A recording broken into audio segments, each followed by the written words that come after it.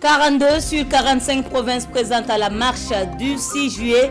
L'opposition politique en dresse le bilan et se dit satisfaite. A-t-elle posé des actions contraires à l'esprit de dialogue? Elle s'explique ce jour face à la presse. Vous l'entendrez en ouverture d'édition. Un expert dans l'interception des produits prohibés, il s'agit du poste de douane de Nako. Peu de recettes enregistrées mais très actif sur le terrain à la frontière entre la Côte d'Ivoire et le Ghana. Comment fonctionne-t-il et quelle est son importance? Élément de réponse dans le dossier à lui consacré. Plus de 1500 repas servis par jour depuis le mois d'avril. Le geste d'un Burkinabé depuis Diapaga dans l'est du pays. Un accompagnement sous forme de cantine scolaire pour soutenir les élèves ayant fui le terrorisme. Nous en apprenons davantage sur l'initiative en cours de journal. Et comme invité de cette édition, le couturier Pateo, 50 ans de carrière. C'est une icône de la mode qui s'installe au plateau de votre 20h ce soir. Et voici décliner les titres de cette édition. Madame, Monsieur, bonsoir. L'opposition politique face à la presse ce jour, une semaine après les marches organisées. C'est l'heure du bilan et il se veut très satisfaisant. 42 sur 45 provinces ont manifesté. L'opposition politique s'est également prononcée sur ces actions qualifiées par certains de contraires à l'esprit de dialogue. Les détails de la conférence avec Urbain Benito Somé et Nyarkiteda. C'est un retour au calme pour jauger les manifestations du week-end écoulé. Les partis affiliés au chef de file de l'opposition politique, après avoir reçu les rapports, province après province, se réjouissent des différentes mobilisations, car seules 3 provinces n'ont pu manifester et le font ce week-end, au dire des conférenciers. Selon eux, leur appel a été entendu et compris sur toute l'étendue du territoire national. La réponse populaire massive à cet appel de l'opposition indique clairement qu'il s'agit d'une question d'intérêt national. Et s'y sortir pour soutenir les FDS et les VDP engagés dans la défense de la patrie est une trahison, comme on a pu l'entendre, alors l'opposition politique burkinabé assume pleinement et entièrement cette trahison. L'opposition politique se réjouit que des milliers de Burkinabés aient bien compris le message et aient aussi assimilé le rôle de l'opposition dans une démocratie. Pour Gilbert Noël Ouedraogo, il y a eu bel et bien divergence sur la question sécuritaire au dialogue politique et leur attitude est conforme justement à leur position exprimée au dit cadre. C'est une opposition unie derrière le chef de file de l'opposition politique et qui en outre manifeste sa volonté de retourner au dialogue politique. En tout état de cause, dans l'intérêt supérieur de la nation, elle réaffirme sa disponibilité à reprendre le dialogue politique avec pour seule condition que la question sécuritaire y soit inscrite comme la priorité des priorités. Les partis membres du CEFOP félicitent les manifestants et invitent le gouvernement à entendre la voix du peuple en prenant les dispositions qui s'imposent sur le plan sécuritaire. Cette conférence de presse a servi de cadre pour remettre un engin à un manifestant. C'est un manifestant tout particulier qui, malgré son handicap, a parcouru la distance de la marche au même rythme que les autres manifestants à Ouagadougou. Nous vous l'annoncions dans nos éditions de la veille, une pollution constatée dans le fleuve Mohone. Pas de pertes en vie humaine, mais des morts d'animaux et de poissons. Pour constater l'ampleur du phénomène, le ministre des Ressources animales était sur les lieux. En sa compagnie, son homologue des mines et les services techniques du ministère de la Santé. La sortie terrain vise non seulement à rassurer les populations, mais aussi à pousser les investigations. Le constat avec Siela Ouattara et Issia Kanana. Du poisson saisi des mains des revendeurs à Poura, des poissons retrouvés morts le long du fleuve Mohone pour des raisons inconnues, mais que certains s'apprêtaient à mettre à la disposition des consommateurs. Une mortalité mystérieuse qui a également touché quelques animaux, suscitant de grandes inquiétudes. Le ministre des Ressources animales et celui délégué aux mines sont sur le terrain pour constater l'ampleur de la situation. Face à l'urgence sanitaire et environnementale, une batterie de mesures est prise pour parer à toute éventualité. Une suspension de la desserte en eau de l'ONEA l'ONEA a procédé par la suite à des ravitaillements à travers des citernes de la ville de Boromo. Également, une suspension de la pêche. Le ministère de la Santé a procédé à une diffusion des signes d'intoxication au niveau des formations sanitaires. Et une implication des leaders coutumiers et religieux est également en cours. Et la dénaturation des produits toxiques trouvés sur le site de Sekako. 48 heures après, sur les berges du fleuve Moun, plus aucune trace de poisson. Et la bonne nouvelle, c'est qu'aucun cas d'intoxication alimentaire chez l'homme n'a pour l'heure été signalé au service de santé. Sur le terrain, des investigations se poursuivent afin de déterminer avec précision la cause de cette mortalité d'animaux. En attendant, la vigilance doit rester de mise. Et ce qui est également intéressant, c'est que depuis avant-hier, nous n'avons pas plus de mortalité de poissons ni d'animaux. Donc nous pouvons dire qu'en matière de toxication, il y a des effets immédiats, il y a des effets à court et moyen terme et il y a des effets à long terme. Donc la surveillance sera maintenue et un contrôle des eaux sera effectué de façon régulière pour pouvoir préciser avec exactitude la zone causale et puis permettre à l'ONEA de reprendre en tout cas son approvisionnement en eau. L'autorité du bassin de la Volta située en aval est également informée de la situation en attendant les résultats du laboratoire. Pour l'heure, des instructions sont ici données par Modeste Yerbanga pour l'incinération de ces animaux en putréfaction. Ils veulent contribuer à leur manière à la lutte contre le terrorisme et l'insécurité routière. Pour ce faire, ils se familiarisent avec les différentes notions et participent à des séances de sensibilisation. Ce sont les taximens qui ont répondu favorablement à l'initiative de leur fédération. La rencontre est présidée par le ministre des Transports qui fait également le point des projets gouvernementaux dans le domaine de la mobilité urbaine. Souleymane Sanou et Pascal Akane. Le temps d'une journée de sensibilisation, ils observent un arrêt de travail. À l'appel de la Fédération nationale des syndicats des taximens du Burkina, ils sont là pour renforcer leurs capacités. Le milieu des taxis est réputé pour son manque de respect de la réglementation.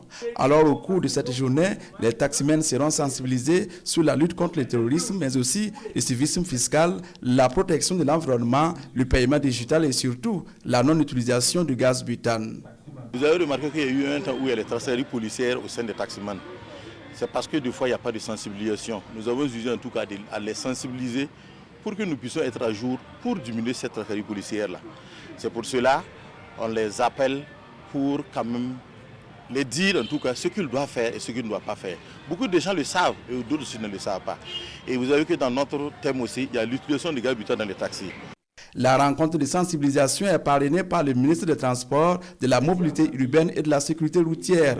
Occasion pour Vincent Dabilgou d'encourager les taximens au respect des règles. Il a également évoqué avec eux la nécessité du renouvellement du parc automobile des taxis.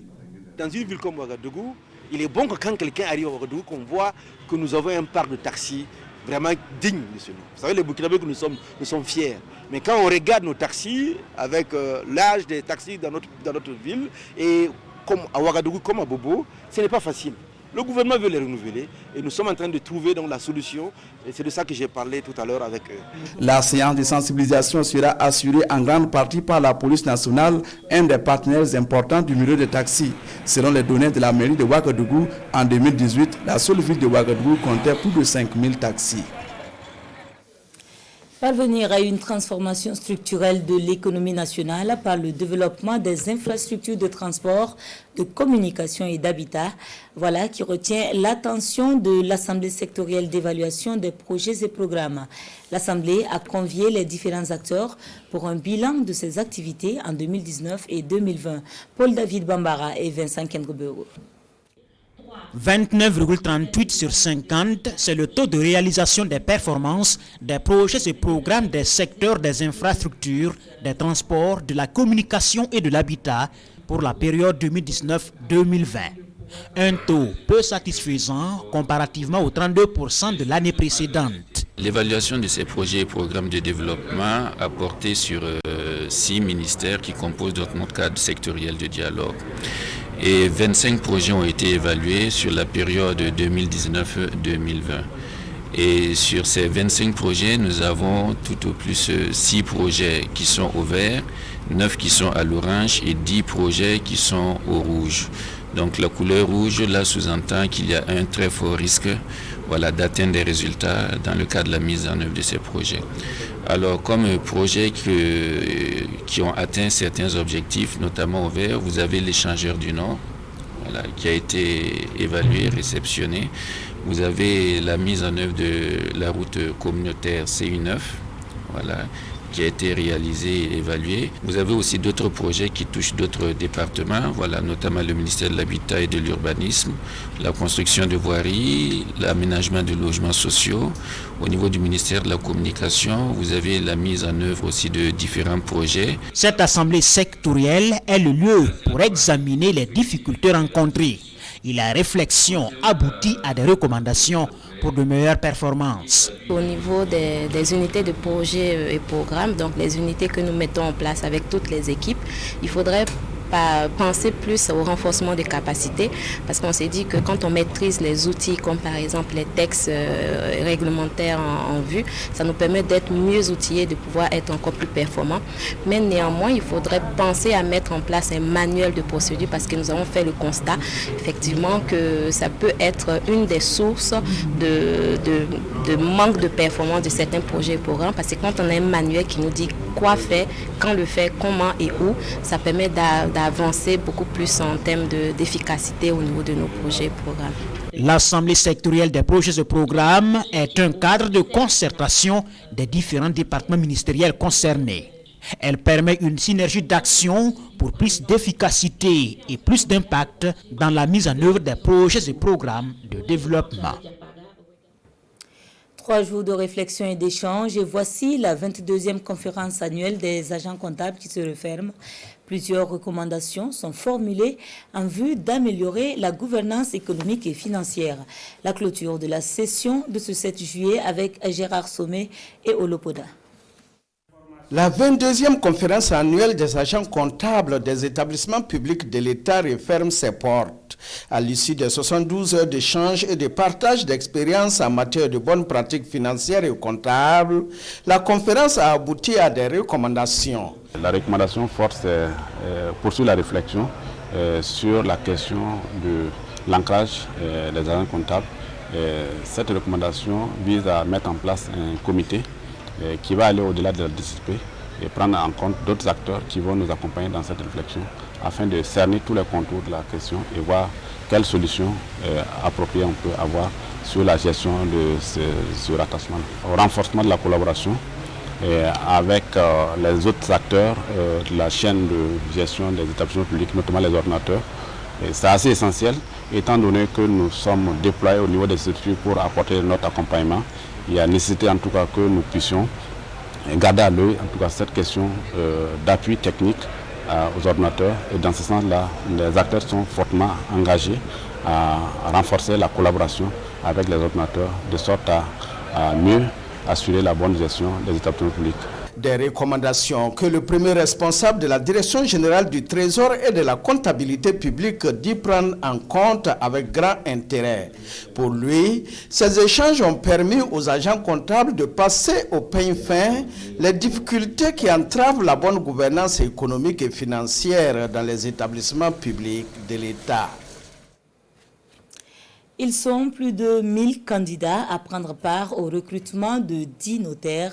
C'est dire donc que ce ne sera pas une mince affaire. Et depuis ce matin du 10 juillet, ils prennent part à la compétition. Une compétition qui se tient au lendemain du procès intenté par les candidats contre l'organisation. Les développements avec Aras Manezundi et Ahadi Sandamba. C'est la première épreuve de cette composition. Après vérification, l'on procède à l'ouverture de l'enveloppe. Sous l'œil vigilant de 2 candidats, le jury reproduit le sujet au nombre exact des candidats. Cette façon de faire répond à un souci de confidentialité. Quelques instants après, c'est l'heure de la composition. Ce recrutement a fait l'objet de contestations. En raison de ces contestations étaient liées au type de diplôme qu'il fallait présenter pour pouvoir compétir. Et sans rentrer dans les détails de ce qui a fait l'objet de l'audience du 9 juillet 2021, Nous tenons à saluer l'esprit républicain qui a prévalu auprès des candidats contestateurs qui ont bien voulu porter leurs prétentions devant les juridictions au lieu de passer par les actes de vandalisme et de violence. Le recrutement des notaires est ouvert aux candidats titulaires d'une maîtrise en droit ou tout autre diplôme reconnu équivalent au supérieur selon la législation en vigueur. Pour ce recrutement, ils sont 1003 candidats pour 10 postes à pourvoir. Et après leur formation, si tout se passe bien, le ministre de la Justice pourra les nommer. Voilà, chacun aura une charge. Et la discipline et le contrôle de ces professionnels est assuré par le ministre de la Justice aussi. Voilà, c'est de sa prérogative. Les résultats de ce concours sont attendus dans 10 jours, nous confie un membre du jury. Et les admis passeront 2 années de stage dans des cabinets avant d'être nommés par le ministère de la Justice garde des Sceaux. Le notaire est un officier public assermenté pour rendre authentiques les actes judiciaires. Deuxième titre de l'actualité, le dynamisme du poste de douane de Nako. Il fait partie des postes que compte la région du Sud-Ouest de par sa proximité d'avec la Côte d'Ivoire et le Ghana. Un poste qui pèse peu de par la quantité de ses recettes, mais qui est passé maître dans le domaine de l'interception des produits prohibés comme la drogue. À la découverte du poste de douane de Nako avec Oumarou Sagnon et Christophe Da. Le poste de douane de Nako au sud-ouest du Burkina est construit 13 ans avant l'indépendance du pays. Il est le tout premier en Afrique de l'Ouest, 25 km. C'est la distance qui sépare le poste de douane et le fleuve Mouhoun, frontière naturelle entre le sud-ouest du Burkina et le Ghana. Ici, le fleuve constitue un handicap au trafic commercial. Nako, c'est moins de 0,05% de ce que la douane le couvre comme recette. Pendant que nous sommes à peu près cette année à 700 et quelques milliards à recouvrer, vous verrez qu'en fin d'année, Nako serait peut-être maximum une trentaine de millions. Mais le poste de douane a une vocation autre que les recettes fiscales. On concourt à d'autres administrations. Quand on prend sur ce plan, notamment la lutte contre la drogue, le chanvre indien, et on peut dire que si Nako n'existait pas, il fallait le créer. Le poste de douane enregistre des performances remarquables qui font de lui l'un des meilleurs dans la lutte contre les drogues et stupéfiants au Burkina. En 2020, Nako a saisi à peu près 6 tonnes de chanvre indien. Cette année 2021, on est à 1040 kg, soit 1 tonne 40. Donc ça veut dire que si effectivement la population s'y mettait, en tout cas je dirais que en tout cas on aurait dépassé ces statistiques-là. Et la population est réticente quand, par exemple, on leur demande de nous fournir des renseignements. Le manque de collaboration de la population n'est qu'une partie des difficultés que les hommes connaissent dans ce poste. L'absence de pont, ça c'est déjà une difficulté. Parce que à partir de Nako, pour arriver au niveau du fleuve, là, c'est un parcours de combattants. Parce que pour 25 km, il faut mettre plus d'1h30 de route. C'est pas facile. Donc ça fait que les rares de véhicules s'y hasardent. Au regard, n'est-ce pas, de son importance en matière de lutte contre la drogue et les stupéfiants, il faut quand même renforcer un peu, aussi bien en personnel qu'en moyens. Pour l'heure, le poste de douane de Nako fait son bonhomme de chemin en attendant que les choses s'améliorent. Les douaniers et la population fondent un espoir sur la construction du pont à la frontière. Les travaux, eux, peinent à démarrer.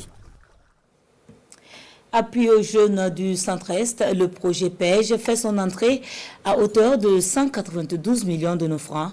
Et ce sont 300 jeunes qui vont bénéficier de l'accompagnement du ministère de la Jeunesse et de l'agence belge. Le projet permettra l'insertion des jeunes qualifiés dans les centres de formation professionnelle et ceux ayant au moins le BEPC.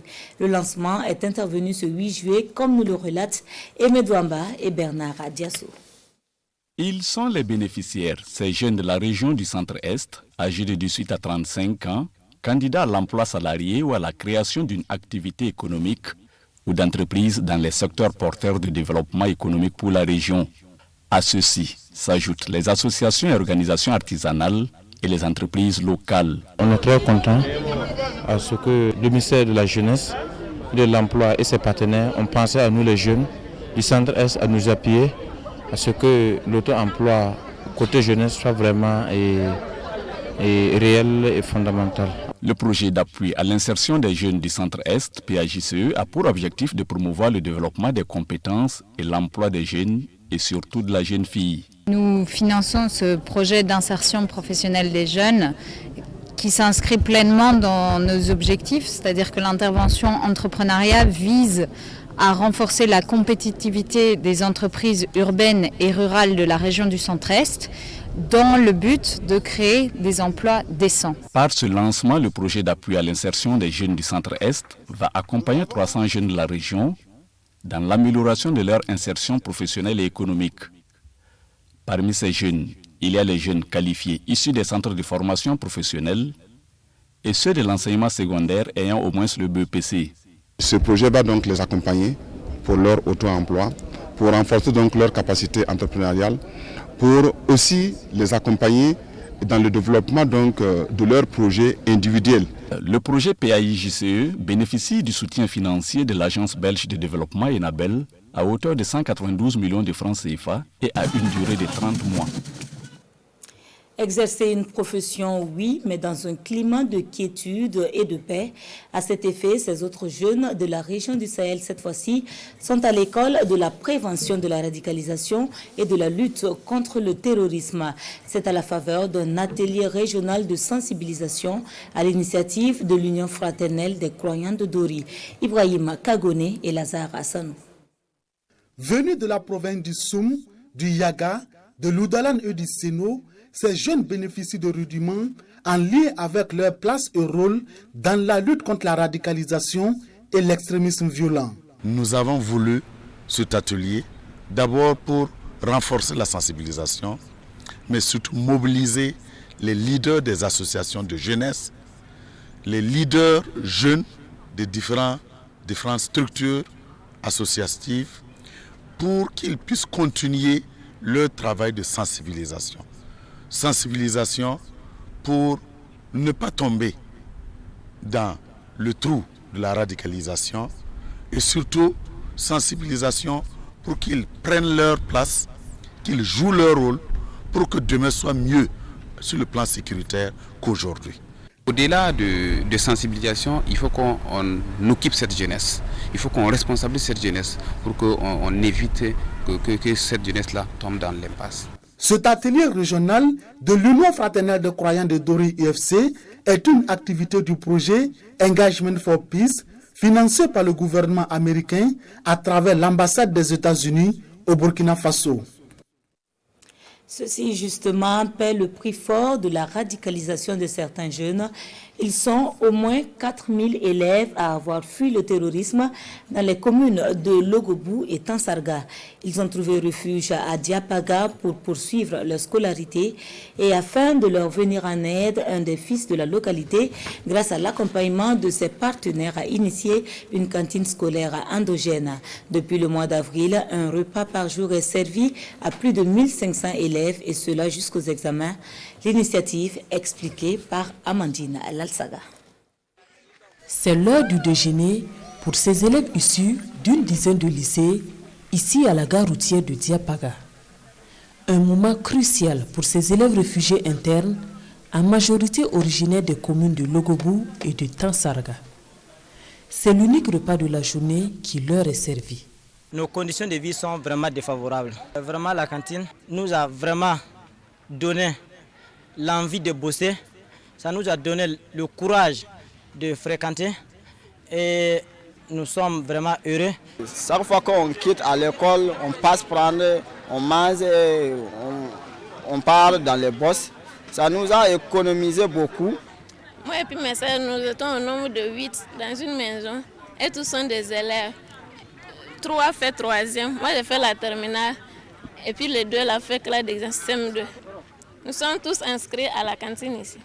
La cantine scolaire est exclusivement réservée aux élèves réfugiés internes. Elle est le fruit de l'engagement d'un fils de la localité à aider tous ces enfants en situation difficile. L'expérience a débuté au mois d'avril avec le soutien des partenaires et se poursuit jusqu'aux examens du BEPC et du baccalauréat. C'est à l'issue d'une enquête que nous avons menée ici et qu'on s'est rendu compte qu'effectivement pour voir qu'est-ce qui se passe ici. On s'est rendu compte que dans le cadre des élèves déplacés dus aux actions du terrorisme et tout ça, que les élèves vivaient dans des conditions très difficiles. Ces conditions difficiles, l'hygiène, l'eau, l'assainissement, la nourriture et beaucoup plus dans une précarité alimentaire. Et nous avons jugé qu'il était quand même nécessaire de mettre en place une action, en tout cas qu'on appelle plus ou moins endogène, pour les accompagner. À ce jour, près de 30 millions de francs CFA ont été investis pour la restauration des élèves. Un investissement sans lequel nombre d'entre eux n'auraient certainement pas pu poursuivre leur scolarité. Aujourd'hui, donner à manger à plus de 1000 élèves, c'est apporter beaucoup plus qu'un repas. C'est beaucoup plus qu'un repas dans ce sens que ces élèves-là, on leur permet de gagner en temps quant à la question donc de la nourriture, puisqu'il faut aller d'abord s'aligner pour avoir de l'eau avant de revenir pour faire donc la cuisine. Et tout ce temps va être capitalisé pour donc augmenter le temps effectivement donc de l'apprentissage, voilà, individuel ou en groupe. Alors donc c'est en quelque sorte d'améliorer donc les résultats scolaires. Plus de 1500 sur les 4000 élèves qui ont fui les communes de Logobou et de Tansarga face au péril terroriste bénéficient de cette initiative endogène de cantine scolaire. Sécurité alimentaire durable et emploi des jeunes, c'est le thème de la 23e Assemblée générale de l'ONG Action pour la promotion des initiatives locales. Au cours de cette assemblée, l'ONG a fait le point de ses activités en 2020 et cela permet la lisibilité d'une mobilisation des ressources à plus de 2 milliards de nos francs. Rasmane Zoundi et Amandine Lalsaga. 2020, une année de résilience pour l'ONG Action pour la promotion des initiatives locales, APIL. Engagée dans la lutte contre l'insécurité alimentaire avec l'appui des partenaires, APIL fait de prouesses en dépit du contexte actuel marqué par la crise sanitaire et l'insécurité. À cette 23e Assemblée générale ordinaire, elle fait le point de ses activités de l'année écoulée. 2020, c'est 2,5 milliards qui ont été mobilisés malgré la situation difficile. Vous savez, les partenaires ne voyagent plus, les partenaires se font difficiles, mais le travail pertinent de APIL lui a permis effectivement de recevoir ces montants-là. Plus de 22 550 personnes bénéficiaires directes qui ont été impactées. Cela également est à saluer et encouragement pour le fait qu'à travers la vulgarisation en termes d'agriculture innovante, l'agroécologie, l'ONG APIL contribue à la mise en œuvre du programme du gouvernement en matière d'agriculture innovante. Cet exercice de redevabilité qui se veut annuel est une occasion pour l'ONG de décliner également ses ambitions. Nous avons conçu un budget programme 2022. C'est également un moment aussi de prendre des décisions parce que des outils ont été conçus pour nous adapter. Et aussi on doit étendre notre activité avec 9 nouvelles régions. Et pour la réussite de ces activités de développement et de lutte contre la pauvreté, APIL peut toujours compter sur l'accompagnement de ses partenaires qui, au cours de cette instance, ont réaffirmé leur engagement auprès de l'ONG. 10 années passées à la tête de la Chambre des métiers et voici Jacques Sedogo qui passe le flambeau à une nouvelle équipe.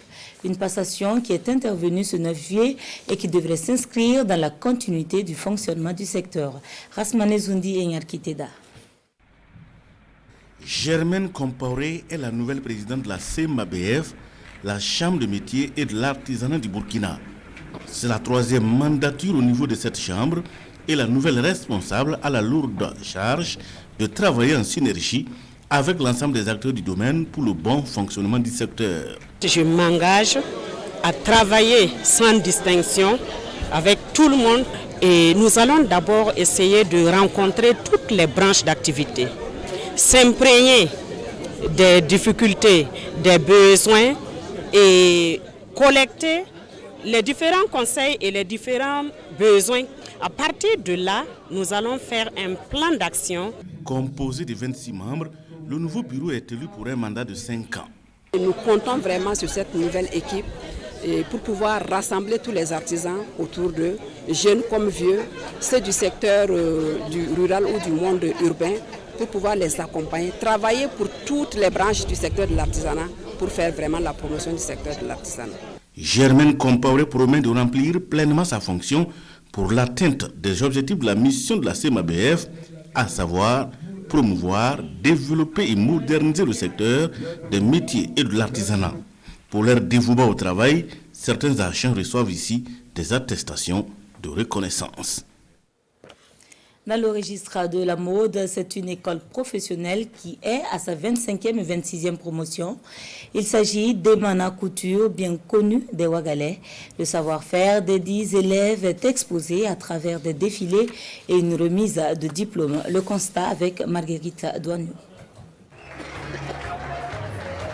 C'est une fin de formation en apothéose pour les 26 élèves couturiers de Emana, et cela au bout de 3 années d'apprentissage dans le domaine de la coupe-couture. À cette occasion, l'école de formation professionnelle coupe-couture déroule son tapis rouge pour les 25e et 26e promotions du centre de formation Emana. Et un espace est alors dressé pour permettre aux futurs professionnels d'exposer leur savoir-faire. Un moment marqué aussi par la remise de diplômes d'honneur et d'attestation. La fête s'est bien passée, surtout que ça se passe dans notre cadre. Ici, c'est un cadre d'idées à l'école. Et donc, chaque fois, on peut venir ici défiler et c'est définitif pour nous. Et tout ça, ça nous encourage. Et maintenant, à partir d'une année seulement, tu peux exercer ton travail. 2e année, tu peux exercer. Si tu fais la 3e année, ça te rassure. Et donc, on est très contents qu'à travers le Burkina, nous avons des élèves qui ont des petits ateliers, qui grandissent au fur et à mesure. Et donc, vraiment, on est très contents de ce qu'on fait et ce qu'on partage avec les jeunes.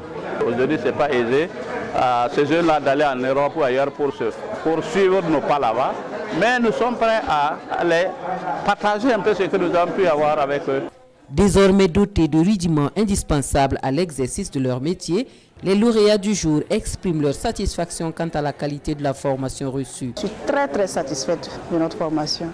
À l'avenir, en tout cas, je compte ouvrir mon atelier et puis voilà, essayer de faire beaucoup de choses que j'ai appris durant ma formation.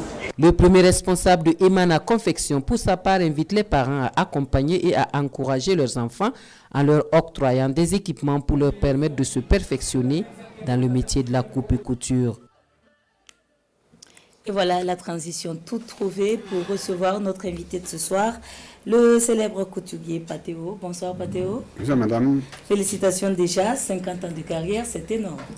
Merci. Bon, effectivement, 50 ans, ça paraît énorme. Mais en matière de la mode, ça paraît aussi petit. Parce qu'en fait, quand vous êtes dans la mode, c'est-à-dire vous pensez toujours ce qui n'est pas, qu'on n'a pas encore fait. C'est-à-dire, au fur et à mesure que vous avancez, vous voyez plutôt ce qui est à faire. Ce qui est fait, on oublie. Donc 50 ans, ça paraît vraiment... constamment. Voilà, c'est-à-dire que chaque fois, on pense qu'on n'a pas encore travaillé 50 ans. C'est comme si le temps est court et puis on court après le temps. D'accord. Voilà. Alors, votre parcours nous intéresse et intéresse sans doute nos téléspectateurs.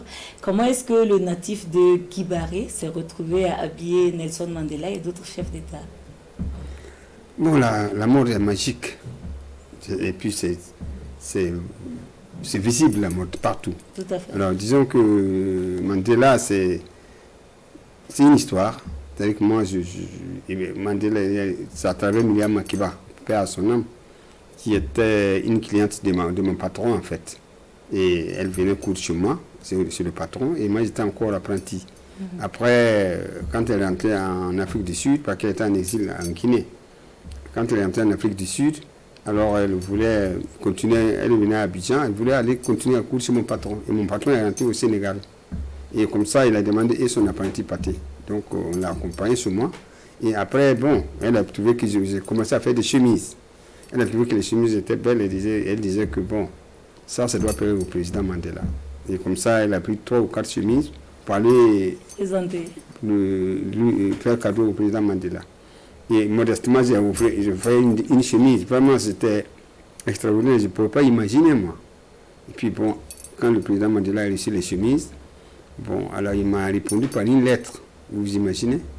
Allez, c'est comme ça, c'est parti. Et c'est là qu'est venu Patéo? Oui, moi, je dis que ça nous a lancé, à partir du président Mandela, ça nous a lancé dans la mesure où la mode africaine restait à un niveau de certaines personnes. À un certain niveau, les gens ne veulent pas sortir avec ce qui est fait en Afrique. Alors que le président Mandela a osé à porter ça sans complexe. Voilà, et ça a plu aux gens. Donc, à partir de lui, maintenant, les gens se sont décomplexés, voilà, et ça a commencé à porter du fruit. Voilà. Alors, Patéo, vous avez vu évoluer la mode pendant un demi-siècle. Aujourd'hui, quel regard est-ce que vous portez sur le secteur? Bon, disons que la mode, c'est ce qui est démodé, comme disent les autres. C'est-à-dire qu'on continue. Au fur et à mesure que vous avancez, la mode continue de courir plus vite que vous. C'est-à-dire qu'il n'y a pas un moment où on s'arrête. C'est-à-dire qu'au fur et à mesure qu'on avance, vous avez l'impression de découvrir encore de nouvelles choses dans la mode. Donc c'est vraiment un secteur où on a toujours tendance à toujours penser ce qui est futur, tout ce qui n'a pas été fait, tout ce qu'on doit faire, tout ce qu'on doit innover. Voilà, la mode c'est ça. Donc je pense que c'est une course contre la mode. Tout à fait. Alors aujourd'hui, pour ce qui concerne le cas du Burkina, la tendance en tout cas est à un regain d'intérêt pour la cotonnade locale. Je veux parler du Faso d'Anfani et du Cocodonda. Comment est-ce que vous appréciez déjà cet intérêt-là? Oui, mais je pense que c'est une chance pour nous. Parce que la chance, c'est que d'abord le Burkina, presque toutes les régions, chaque région a une façon de tisser le pain. Maintenant, on a réussi à partir de ces tissages-là. À l'époque, l'étoffe était assez étroite. C'était 20 cm. De 20 cm, on arrivait à 40 cm. Et maintenant, les gens tissent jusqu'à 150 cm. C'est-à-dire qu'on arrive à une largeur et aussi au toucher très fin. Donc, moi, je pense que le Faso d'Anfani, c'est la future industrie pour le Burkina. Parce qu'on regarde, quand on regarde la diversité, la quantité, les couleurs, et puis aussi les créateurs maintenant qui se sont emparés de ça, les talents qu'il y a, les jeunes. Je pense que le futur est vraiment dans le Faso d'Anfani et le Cocodonda aussi. D'accord. Alors, 50 ans de carrière, vous avez en tout cas déjà marqué cet anniversaire-là à Abidjan. À quoi est-ce qu'il faudrait s'attendre pour le cas du Burkina? Bien, il y aurait aussi pour le Burkina, on va dire. Parce qu'on ne peut pas aussi faire ça à Abidjan et ne pas faire au Burkina. Mais il fallait d'abord s'installer dans les nouveaux locaux. Et puis maintenant, penser aussi. C'est sûr que le tour du Burkina viendra. Ça, c'est sûr qu'on va aussi rééditer ça au Burkina ici. D'accord. On est en train de discuter avec des partenaires, on va voir. D'accord. Alors, Patéo, est-ce que vous pensez déjà à l'ouverture d'une école de couture, pourquoi pas pour les jeunes? Non, moi je ne pense pas pouvoir faire une école de couture. Moi je suis un créateur de mode. C'est difficile, il ne faut pas confondre. Parce qu'une école de couture, c'est-à-dire il faut s'anoblir. On est derrière une voiture, on vous conduit, vous êtes un patron. C'est pas ça, nous sommes des créateurs. Un créateur de mode, il fait beaucoup de recherches. On est dans la projection, on est dans la continuité, on est dans la recherche de tout ce qui est mode, tissu, matière, couleur, forme. Voilà, donc c'est différent. Donc une fois que vous êtes dans une école de couture, tout ça c'est fini. D'accord. Alors, dernière question, Patéo, est-ce que Patéo est à la portée du citoyen lambda? Bien sûr. Est-ce que quand on habille des personnalités, des chefs d'État, on peut encore habiller le citoyen ordinaire, entre guillemets? Non, si. Là, quand vous arrivez dans une boutique Patéo, vous avez tout le monde. Hein. Bien sûr que c'est des recherches, des choses. Maintenant, si vous arrivez dans une boutique Patéo, vous avez tout le monde. Des étudiants, en passant par des employés, des commerçants, tout le monde, jusqu'au président de la République. Les tarifs sont accessibles. Hein? Les tarifs sont accessibles. Voilà, c'est accessible à tous. Hein? C'est aussi notre boulot. D'accord. Voilà. Alors, Pathéo, merci d'être venu sur notre plateau. Merci, c'est moi qui vous remercie. Ce fut un plaisir. Restez avec nous pour la suite de cette édition. Une édition que nous refermons par Haïti qui en appelle à l'aide internationale. 4 jours après l'assassinat du président, les autorités demandent l'envoi de troupes onusiennes afin de sécuriser des lieux stratégiques et éviter le chaos dans le pays. En Haïti, 4 jours après l'assassinat du président, les autorités ont lancé un appel à l'aide aux États-Unis et à l'ONU. Elles demandent notamment l'envoi de troupes pour sécuriser les lieux stratégiques et éviter ainsi que le pays ne plonge davantage dans le chaos. Washington confirme avoir été sollicité. En réponse à la demande du gouvernement haïtien d'assistance en matière de sécurité et d'enquête, nous enverrons dès que possible des hauts responsables de la sécurité à Port-au-Prince pour évaluer la situation et voir comment nous pourrions aider. Selon la police haïtienne, le commando qui a exécuté Jovenel Moïse était composé de 26 Colombiens et 2 Américains d'origine haïtienne. Les autorités colombiennes ont confirmé qu'au moins 17 de ces hommes étaient d'anciens soldats colombiens, devenus ensuite mercenaires. Par ailleurs, se pose toujours la question de l'intérim au sommet de l'État haïtien. Le président avait désigné un nouveau Premier ministre quelques jours avant sa mort, mais il n'avait pas encore prêté serment. C'est donc l'ancien Premier ministre qui prétend être l'homme de la situation. De son côté, le Sénat a désigné un de ses membres pour être président provisoire. Et c'est ce qui referme l'édition de ce soir. Merci à tous et excellent week-end sur la RTB. À demain, Dieu voulant.